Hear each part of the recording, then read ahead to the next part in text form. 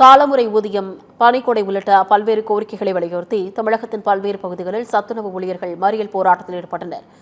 மதுரை மாவட்டத்தில் தமிழ்நாடு சத்துணவு ஊழியர் சங்கத்தின் தலைவர் விசாலட்சுமி தலைமையில் பெரியார் பேருந்து நிலையம் அருகே மறியல் போராட்டம் நடைபெற்றது.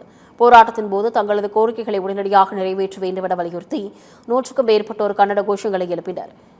போராட்டத்தில் ஈடுபட்டவர்களை போலீசார் கைது செய்தனர்.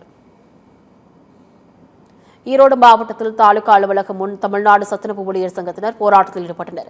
போராட்டத்தின் போது முதலமைச்சரின் தேர்தல் வாக்குறுதி எண் 313 குறிப்பிட்டவாறு கோஷங்களை எழுப்பினர்.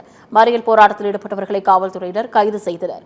தஞ்சை மாவட்டத்தில் தலைமை தபால் நிலையம் முன்பு 100க்கும் மேற்பட்ட சத்துணவு ஊழியர்கள் போராட்டத்தில் ஈடுபட்டனர்.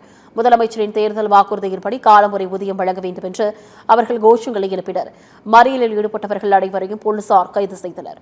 திருநெல்வேலி மாவட்டம் பாளையங்கோட்டை வண்ணாரப்பேட்டையில் சத்துணவு ஊழியர்கள் பறிப்புணக்கரிப்பு செய்து மறியல் போராட்டத்தில் ஈடுபட்டனர். போராட்டம் காரணமாக வண்ணாரப்பேட்டை பிரதான சாலையில் போக்குவரத்து கடுமையாக பாதிக்கப்பட்டது.